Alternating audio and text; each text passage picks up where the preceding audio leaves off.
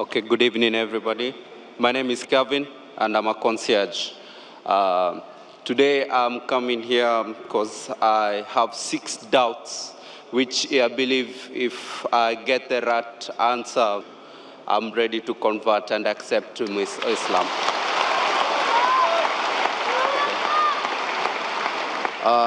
To start with, on my first question, is that how do I know that Islam is the right way to worship?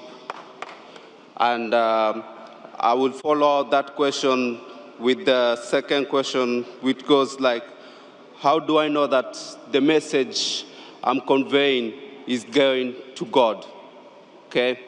And my third question, since Dr. Zakir, I've been listening to you before, you have said before and you have preached that there's no way you can go to heaven without strictly abiding to the commandments that were given to Moses.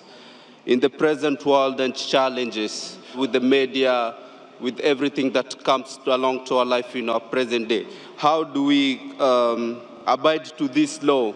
And does God forgive you if you repeatedly make mistakes and repent? Brother wants to give in 2 parts. He wants to ask 6 questions.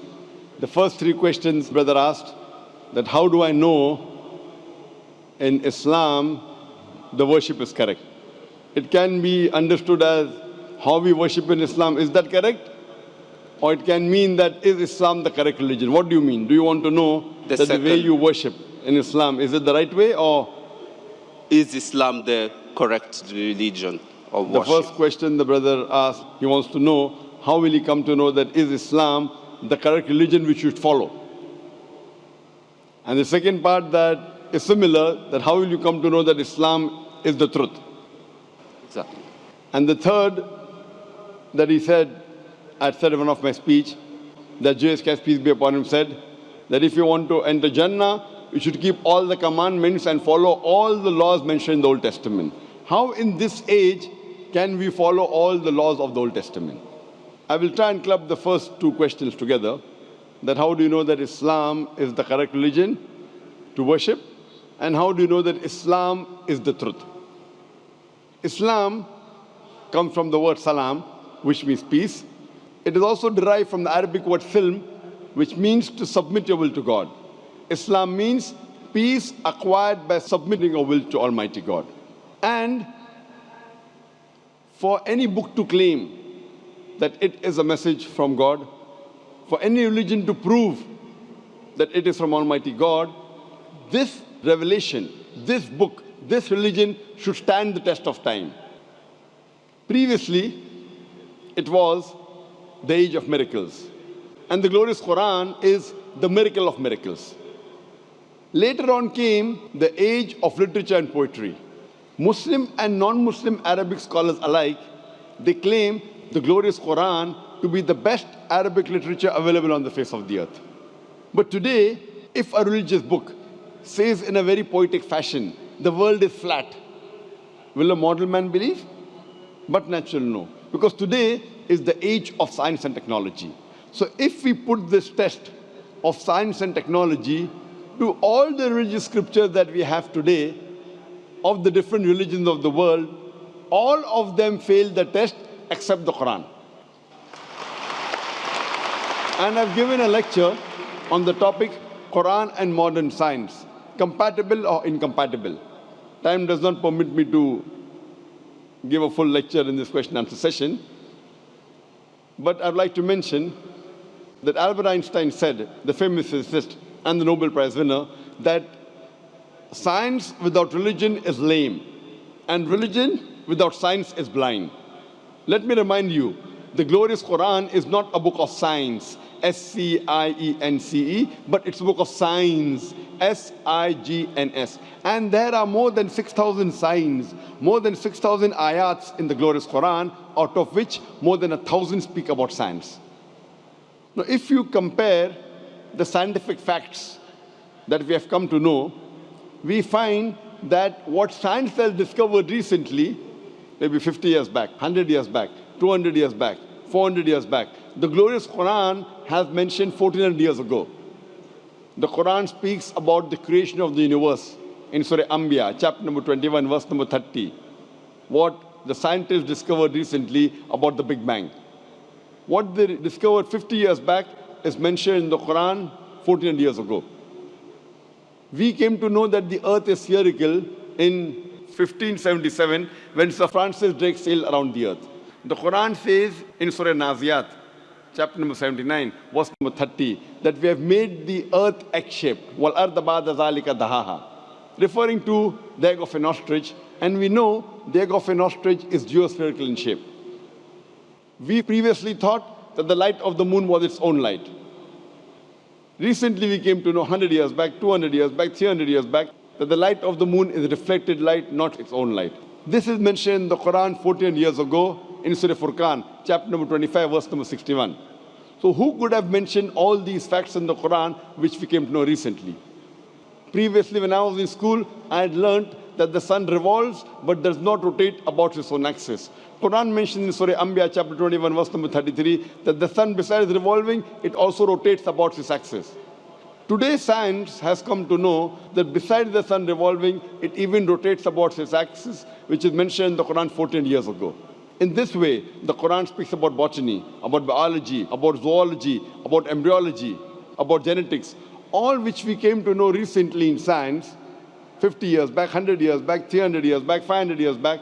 So if we put this test of science today to all the religious scriptures, the only religious scripture that passes this test is the glorious Quran. Today, science hasn't advanced so much that it knows everything. So I tell the people that if you analyze the Quran, we come to know approximately 80% what the Quran speaks about science. Today, science has confirmed it is 100% correct. There may be about 20% which is ambiguous, neither right, neither wrong. So my logic says when 80% is 100% correct, the balance 20%, inshallah, will also be correct. So it is a logical belief. There is not a single verse in the Quran which has been disproved by scientific fact. There may be hypotheses which may not agree with the Quran, but there is not a single verse in the Quran which is disproved by any scientific fact. So based on this, if we put this test to any scripture, the only religion, the only scripture that passes this test is Islam and Quran.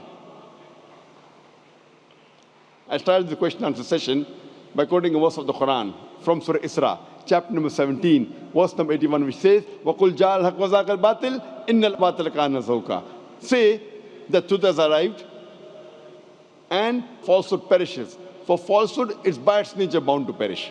So if you put this test, the only religion that passes the test, the only truthful religion which is not corrupted, that's the reason William Moore said that the only religious scripture, he said 200 years back, being a critic of Islam, the only religious scripture that has not been altered and has maintained its pure form for 1200 years, it is the glorious Quran.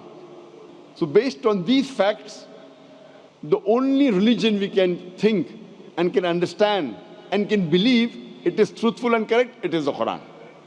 As far as the third question is concerned, that I had mentioned in my speech that Jesus Christ, peace be upon him, said that you have to follow the commandments in the Old Testament.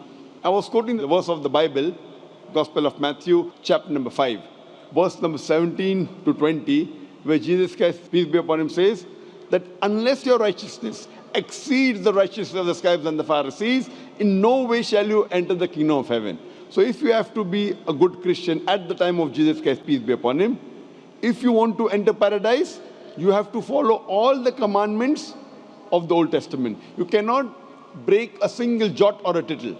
If you do that, you shall be called least in the kingdom of heaven. So based on this verse of the Bible of Gospel of Matthew, chapter 5, verse 17 to 20, you have to follow each and every law of the Old Testament. And your question was very good and very logical. How can we in this age follow everything of the Old Testament, which is difficult? I agree with you. That's the reason Jesus Christ, peace be upon him, also said in the Gospel of John, chapter number 16, verse number 12 to 14. He said, I have many things to say unto you, but ye cannot bear them now. For he, when the Spirit of truth shall come, he shall guide you into all truth. He shall not speak of himself, all that he hears shall he speak. He shall glorify me. Your prophet Jesus, peace be upon him, is prophesying the coming of the last and final messenger, last and final prophet, Prophet Muhammad, peace be upon him. That when he will come, he will guide you unto all truth. That means Jesus Christ, peace be upon him, knew that everything what is mentioned in the Bible cannot be followed later on, maybe a few centuries later. That's the reason he said that he, when the Spirit of truth shall come, he shall guide you unto all truth, talking about Prophet Muhammad, peace be upon him. So at that time, maybe it was possible to follow the rules and regulations mentioned in the Old Testament and the New Testament. But Jesus Christ, peace be upon him, said, in future, when the last and final messenger, Prophet Muhammad, peace be upon him, comes, you should follow him. So if you have to be a good Christian today, besides believing in one God, you should also believe in Prophet Muhammad, peace be upon him. Hope that answers the question, brother. You want to ask the question? The other question is, coming from a Christian background with a Christian family, how will I adapt or connect to my family if I convert to Islam and having two different faiths in the same compound? Brother asked the question that if I convert to Islam, how will I connect with my family having two different faiths? Brother, you know there's something like the Old Testament and something like the New Testament. Even though you are a Christian, you can follow the laws of the Old Testament after the New Testament has come. If there is something like the Old Testament and New Testament, there's also something like the Last Testament. The glorious Quran is the Last Testament of Almighty God. And in this glorious Quran, not a single prophet which is mentioned in the Bible has been derogated. In Islam, you have to believe in all the prophets that came earlier. And there are no less than 25 prophets which are mentioned in the Quran. And all of them, except for Prophet Muhammad and a couple of them, they are mentioned in the Bible. So, we have to respect all the prophets of Almighty God. And our beloved Prophet Muhammad said that Almighty God has sent 124,000 messengers on the face of the earth. So if you become a Muslim, you do not have to disrespect any of the prophets mentioned in the Bible. In fact, you will have to tell them, I am following 100% what Jesus Christ, peace be upon him, said. What the other Christians are doing, they may be following 80%, maybe 90%, maybe 50%. You should tell them that Gospel of John chapter number 16 verse number 12 to 14 says, I have many things to say unto you, but ye cannot bear them now. For he, when the Spirit of truth shall come, he shall guide you into all truth. So I am following Jesus Christ, peace be upon him, much better than the other so-called Christians. So if you become a Muslim, you will be a better Christian than the Christians themselves. Hope that answers the question, brother. Yes. What's the fifth question? I just ran out of questions now. Fine, so all your questions answered. Yes, it has. Thank So you. now are you convinced about the religion of Islam? I'm convinced about the religion of Islam, and I'm ready to accept Islam. Do you believe that there is one God? I'm sorry? Do you believe that there is one God? I believe there is one God. Do you believe Jesus Christ, peace be upon him, is God? I believe Jesus Christ was the messenger of God. MashaAllah. Do you believe that Prophet Muhammad, peace be upon him, is the last and final messenger? I believe Prophet Muhammad was the last and final messenger. MashaAllah. Brother, is anyone forcing you to accept Islam? I'm ready to accept. Is anyone forcing you to accept Islam? Nobody's forcing me. Are you It's my doing out of your decision I'm free making will? from myself. Out of Yes. your free will, out of your own conviction? Out of my own heart. Because forcing anyone into Islam is prohibited in our religion, and it is prohibited even by laws of most of the countries in the world. So you're doing it out of a free will, inshallah. I'm doing it out of free will. I will say in Arabic, and inshallah I can repeat it. Ashhadu Ashadu Allah Allah ilaha ilaha illallah illallah wa ashhadu wa ashadu anna anna Muhammadan Muhammadan abduhu abduhu wa rasuluhu. wa rasuluh. I bear witness. I bear witness.